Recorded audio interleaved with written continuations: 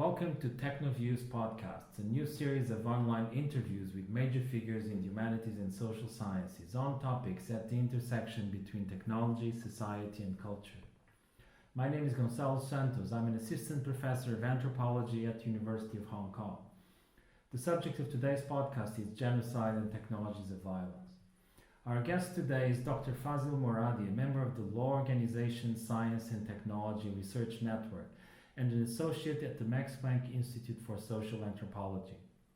Hi Fazil, welcome to TechnoViews. Hi Gonzalo, nice to be with you.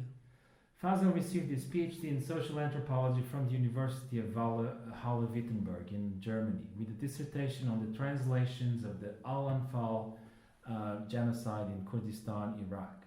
His ethnographic inquiries are located in the Middle East, Africa, and Europe, covering modernity's infrastructures of violence, genocide, and femicide, bureaucracy, effects of chemical weapons, ecological harm, global drones, technoscience of evidence and testimony, aesthetics of violence, translation, and hospitality.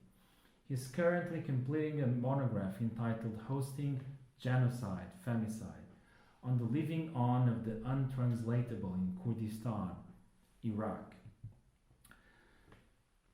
So, for today's podcast, I'd like to start a conversation about genocide. I mean, you've been doing fieldwork in Iraq for quite some time. I think you started that in the early 21st century, really. Yeah.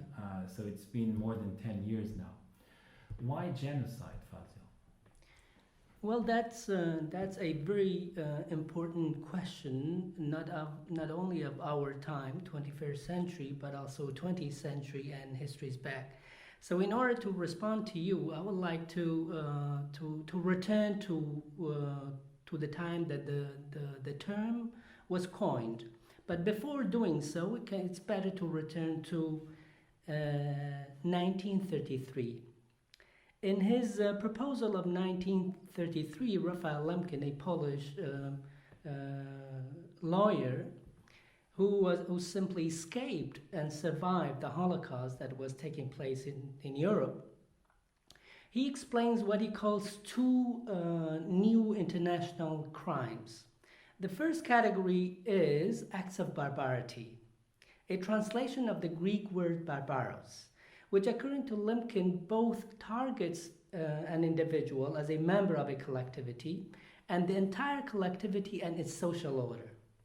The acts are considered to be exterminatory as they encompass massacres, pogroms, actions undertaken to ruin the economic existence of the members of a collectivity, etc. In threatening, to quote him, the very basis of harmony in social relations between particular collectivities, the acts of barbarity also pose transnational danger. The second category of Lemkin's international crimes are acts of vandalism, a translation of the Latin word vandalus, which, to quote him, take the form of systematic and organized destruction of the art and cultural heritage, in which the unique genius and achievement of a collectivity are revealed in fields of science, arts, and literature. Due to lack of international attention and the annihilating plan of the Nazi state, Lemkin shifted his legal naming by coining another name, which is genocide. He combined two separate nouns from two different languages. The Greek word genos, in this case meaning race, tribe, or people, and the Latin word cide, meaning killing or extermination. So, And to just give a background of the name, how it comes to be turned into international law. In December 1948, 9th of December to be correct, 70 years ago, the General Assembly of the United Nations adopted Resolution 96, affirming the name genocide as a crime denying the right, I quote, the right of existence of a group in the same fashion that homicide was the denial of the right to exist of an individual. 3 years later, in January 1951, the United Nations Convention on the Prevention and Punishment of the Crimes of Genocide came into force, asserting that genocide is a crime under international law. The Genocide Convention focuses on two fundamental elements: causing serious physical or mental harm to members of a particular group. Just to elaborate on this a little. Let me just interrupt you here, because you are taking a legal approach. I mean, you're basically saying that genocide, we have to understand that genocide is at a certain level a legal concept. It has a particular history, right? But it's a legal concept. It's a concept that has emerged at a very specific period in time in international law, and that emergence, I suppose this is what you are suggesting, has certain implications. But how does the concept relate to your own specific fieldwork in Iraq? How does it connect to the situation in Iraq? Could you elaborate a little bit on that? Yes, but I was thinking to, the way I started, I thought of giving the background of the concept. Okay. And how it has come to be concern of scholars worldwide and led to the formation of different institutions, research institutes worldwide, studying why genocide happens, how it happens, what it does, and this is partly based on the legal on the genocide, the United Nations Genocide Convention of 1948, and Lemkin's own analysis, covers more than what the international law has come to cover. So I just wanted to highlight also the politics of the drafting the Genocide Convention, which excluded the cultural, which is now understood as culture side. I mean, the destruction of cultures, or the politicide, destruction of political institutions, but also the ways in which the target people or the target place are subjected to change of names. So this changing of names of place of people was also common during the Nazi time, with this notion of Germanization of that was dominant, or fundamental to the operational plans, but also to the colonial time that happened in the continent of Africa, but also in the North America. So what you're saying is that according to the UN Convention, a genocide is basically anything that involves the killing of a group of people, and does not necessarily concern or does not involve issues of culture, does not involve issues of politics. If political institutions are destroyed, that does not count as genocide. Is this what you're saying? Actually, what I can say is that genocide, the ways in which it is legalized and has come to be interpreted and read, we can say it means people killing, ethnic cleansing or killing, religious cleansing or killing, and the other category is racial killing. So it is, the draft of the United Nations Genocide Convention, it was also a move beyond the notion of crimes against humanity at the time. Since then, it has come to act as the international legal translation, interpreting acts committed with the intent to destroy, in whole or in part, a national, ethnical, racial, or religious group, such as, for example, this is fundamental, Article 2 is suggesting killing members of the group, this is the target group, causing serious bodily or mental harm to members of the group, deliberately inflicting on the group conditions of life calculated to bring about its physical destruction in whole or in part, imposing measures intended to prevent birth within the group, forcibly transferring children of the group to another group. And Article 3 follows that genocide, conspiracy to commit genocide, direct and public incitement to commit genocide, attempt to commit genocide, and complicity in genocide shall be punishable.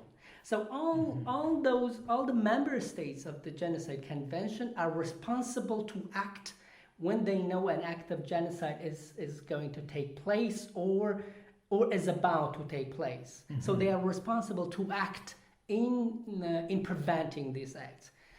Right. So yeah, but how does this sort of more historical approach to the coming into being of the concept, of the legal concept of genocide, relates to your own project in Iraq? I mean, why do you think that it's very important for us to get a sense of the origins of the concept of genocide in order to make sense of what happened in Iraq in the last decades? Well, political violence is entrenched in the evolvement of what is now called Iraq. Mm-hmm. Apart from the violence of the Ottomans, the Ottoman Empire, the British and the Americans that are yet to be accounted for, certain interpretations of religion are a constitutive part of what I can now mention 6 separate genocidal violence in Iraq of the 20th century. And 21st century, in fact. The Somail massacre against the Assyrians, an Iraqi Christian minority, on August 11, 1933. This happened while Iraq was a British colony. How many people died?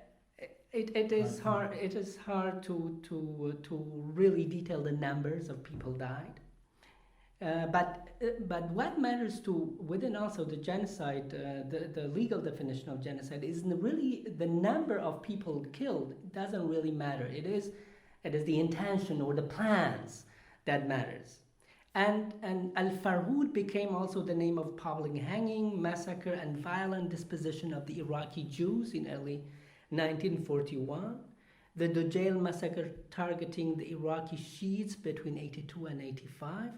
Al-Anfal operations, which I will return to now, targeting mainly the Kurds, but also observing Yazidis and Christians between 87 and 1991. Shiite religious cleansing of Sunnis in 2006 and 2007. This is also during a time of fundamental political transition in Iraq, following the American and British invasion of Iraq. And the Sinjar operation, which I have also studied, of the Islamic State against the Yazidis, a religious minority in northern Iraq, and its exterminatory violence against Christians, Caucasians, and Shabaks between 2014 and 17. So it is, as you can see, the history of modern Iraq is a history of violence dating back to the Assyrians and Babylonians and Genghis Khan's complete destruction and burning and violence. But in my case, one decision simply was that Al-Anfal genocide, which came to be recognized as genocide during 2007 and 2010 Baghdad trials after the invasion of Iraq in 2003. So this was completely under-researched anthropologically and ethnographically. So I entered a place that I simply did not know. I had been to that place in 2010, and then I returned in 2011 to conduct this vast ethnographic study on what happened during Al-Anfal. So my focus... Are there any other ethnographic studies of genocide? Because it seems to me that it's such a difficult subject to do ethnographic research on. I mean, you yourself use the term untranslatable to refer to practices of genocide. So to tell us a little bit about difficulties that you encountered during your fieldwork in Iraq. Which part of Iraq did you go to? And how did you select your field site? The ways in which this Anfal is remembered and shared was the target of my ethnography. So how people remember it, how they share it as stories, and how they insist that language is not enough to deal with this question. So according to what they remember, they say, or the dominant narrative, which is political fundamentally, is 4,000 villages were destroyed. So in my case, I had this anthropological obligation to arrive at these spaces, many of which do not exist now, these villages, and others you find few families still living there. So I arrived at this space almost 25 years later, and started living in the villages and traveling in them. This is in 2011, yeah? The 2012. 12, yeah. And so my primary source was talking to survivors, direct survivors, or descendant of survivors, and try to see how they remember and how they, as I discussed it, translate this violence. Because to me, the question of genocidal violence is something that is not easy to translate, meaning try to describe or share with others through language. So in this case, I focus on stories, but I also focus on literatures that people write. Some novelists have started writing about it. Focus on films, focus on artworks, but also focus on the ways in which Al-Anfal has come to be remembered within certain museums that are also post-2003 constructions. And I see, for example, the museums as, in this case, I play with, do not really play, but I try to disturb this notion of genocide by focusing on how this law, once a violence is declared genocide, it leads to the construction of genocides. So museum becomes a site of a people, of a nation, of a race, but also slowly takes the nation into, creates a nation that must love itself, which I call genophilia. Mm-hmm. So the law itself in this case is productive, but in my case the law is dealing with this violence, the ways in which the survivors deal with it, and they are both a process of translation, because the violence is not accessible to us, and language or art or museum becomes our only ways of returning to these violence.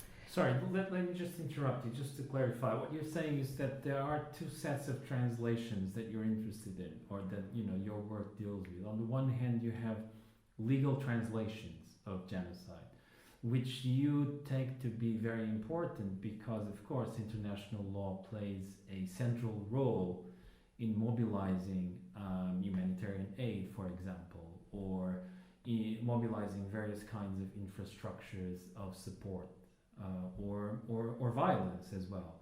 And then there is another set of translations, which is the one that is usually not really researched on, which is the level of survivors' own accounts of what happened. At both levels, violence is in many ways inaccessible, right? Yeah. Because it's spoken of, it's described, but we cannot really touch it. Yeah. We cannot really entirely grasp it. It's non-graspable. It's beyond, to a very large extent, it's beyond what can be imagined. And so what did you find interesting about the contrast between these two sets of translations? Well, the legal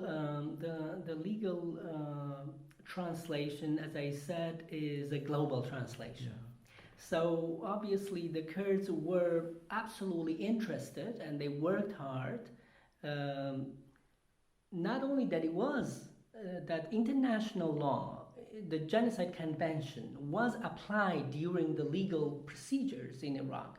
Not that it recognized, the landfall was recognized on the basis of that law and the Nuremberg principles, but they also wanted the Europe in general and ICC to also recognize it. So there is, everywhere now, there is a kind of an appeal to an internet, to a global voice. So when a landfall was, as I discussed it and studied it, the moment it was recognized as genocide, the whole process of memory shifted. So also discuss how the recognition itself not only gives it a global voice, but it also transforms the ways in which people remember what happened. But as you were rightly saying, what the anthropologists do in this case, and I have done, as many other anthropologists have done in Cambodia or in Rwanda, in Guatemala, for example. The focus is on survivors. What is it exactly that they are saying? And for them, the challenge of the anthropologist is not only, to be subjected to the stories of violence that the anthropologist cannot control or cannot deny, but it's also how the anthropologist can possibly try to understand what the survivors are saying. So this is a fundamental challenge. And in my case, what I found is that what the survivors have come to remember and say is slowly penetrated with this political narrative of violence that is constructed within museums by artists and novelists. So the media circulation of these narratives have slowly come to marginalize the survivors' experiences that they try to articulate with language, but also try to force the survivors to apply and speak within this current political narrative. Could you give an example of these media narratives, and what kind of museums and artists are we talking about? Are we talking about museums and artists that are based in Iraq, that are based in international, global contexts? I suppose I'm trying to kind of render what you're telling us in more concrete terms. In this case, media is multiple. For example, films, artworks. There are some artists who do abstract paintings as a representative of violence in general. But there is also another one who has Osman Ahmed, with whom I have worked. His insistence is that during this Anfal genocide, there were no possibilities for photographers or journalists to enter and photograph what happened. So what he's doing is now he has interviewed survivors, and based on what he has heard, he is drawing the stories. Mm-hmm. So he's drawing how people how their village were surrounded, how they were arrested and transported, and then what happens when they are in these detention centers. But also photographs of families or from archival family photographs that do not belong to the Al-Anfal genocide itself, but pre-Al-Anfal genocide, like family photographs, the ways in which they are exhibited. Because many of the family photographs are no longer there. They disappeared or never returned or massacred. So these photographs becomes not only a testimony, but also becomes a kind of visual evidence of what happened. So when we enter a museum, we are subjected to a story that is multiplied, either through books, as pictures, as sculptures, but also the ways in which the museum is curated, is designed from within itself. It is like entering a museum of genocide is not only genocide at the same time, but also a site that really touches on the core of modernity's infrastructures of annihilation, but also one's own humanity. I mean, genocide in principle is an attack on humans' humanity. So this became a question for me, that to move beyond this idea that genocide can be particular in particular context, that the Germans, for example, had a culture of killing, or the Arabs had a culture of annihilation, or in Rwanda there is a inter-ethnic culture of extermination. To me, it became a question of human condition. A human condition that also involves what I call modernity's infrastructure of annihilation. Tell me a little bit about these infrastructures of annihilation. What exactly do you mean by that? Are you saying that modernity is inherently violent? I'm saying this because, I'm thinking about linguists like Steven Pinker, who has written a book, extremely influential book, in which he's sort of contesting this idea that modernity is, has brought about destruction. In certain sectors of the humanities and social scientists in the last 3 to 4 decades, I think that we have been witnessing a lot of critiques of modernity. Of modernity and its failures, in a way. Its failures to provide, to support, to create conditions that will enable the creation of a better living circumstances, right? So there has been a lot of criticism of modernity, and Pinker has been sort of arguing contrary to this idea that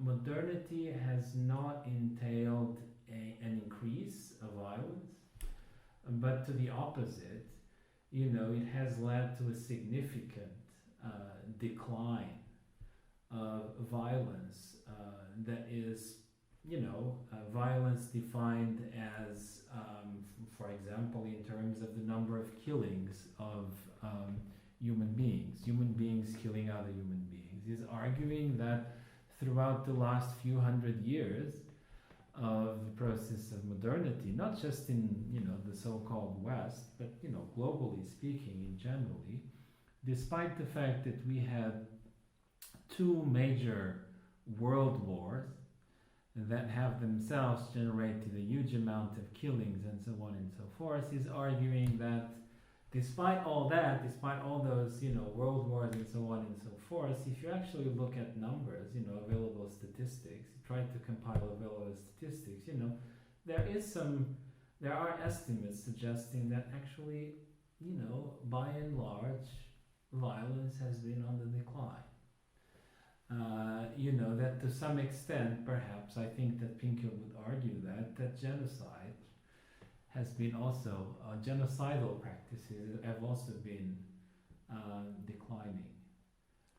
But you're talking about modernity in highly negative terms. I mean, you're talking about modernity's infrastructures of annihilation. Could you clarify your position here in relation to Pinker's argument? I don't follow a kind of a specific definition of what modernity is.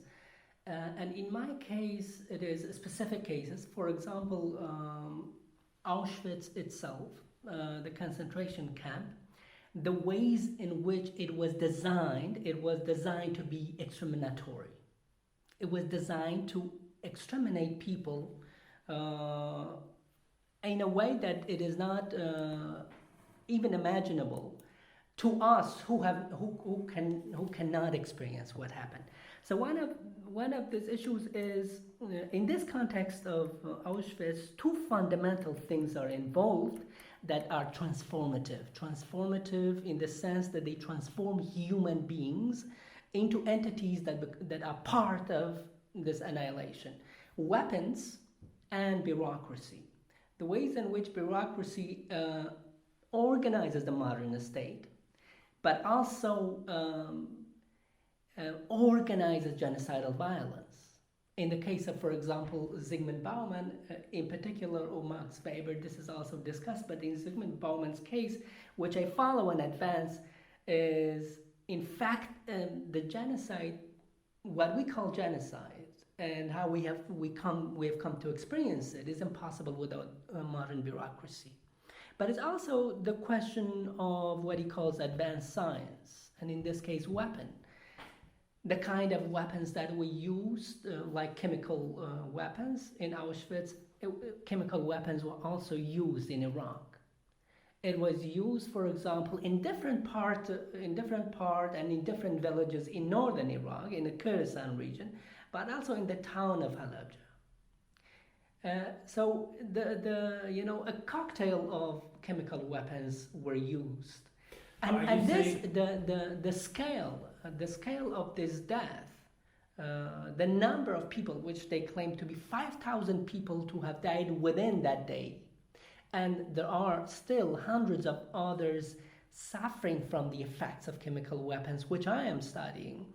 So this modernity, I mean, this aspect of it, this advanced science dimension of modernity is something that did not exist, for example, if we focus on how the Romans destroyed Carthage, or how the Babylonians and Assyrians attacked each other and killed each other. Or right, you're not saying that under the Roman Empire there were no mass killings. Of course there were, but you're saying that modernity and its various scientific, technological, and legal infrastructures have allowed for the develop a new ways of killing masses. Is that what you're saying? Unimaginable and unprecedented ways. If we, for example, focus in particular on concentration camps. Right. So basically, in response to Steven Pinker's "The Better Angels of Our Nature," that's the title of his book.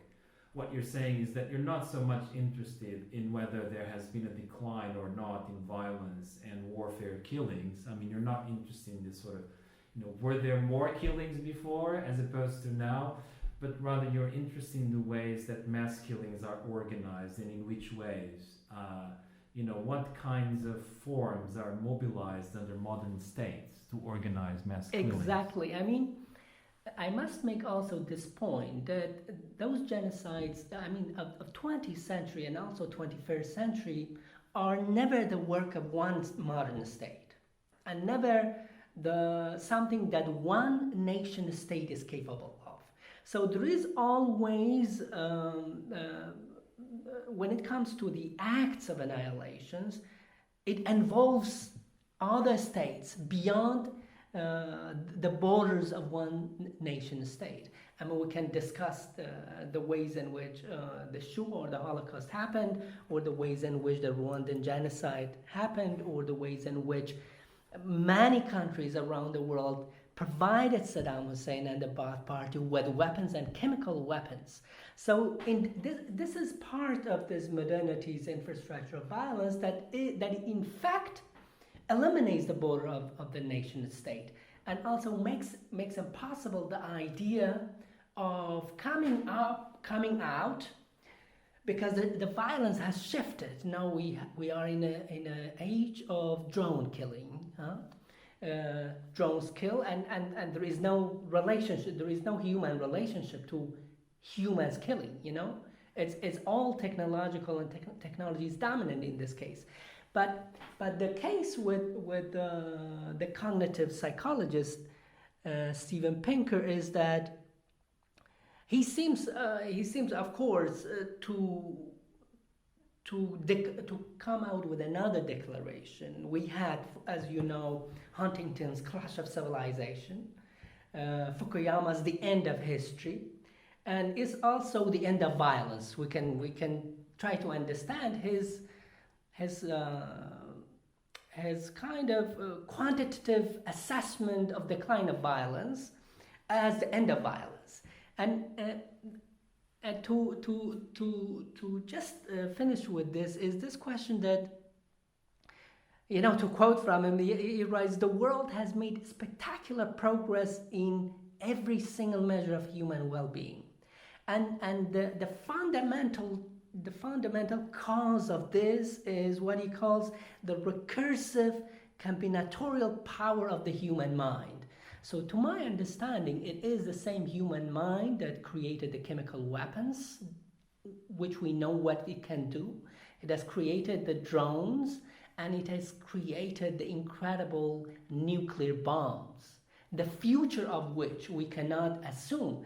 So my response here would be is, in fact, we cannot come out with an ultimate calculation and conclusion of whether violence has declined or not, because the future remains open.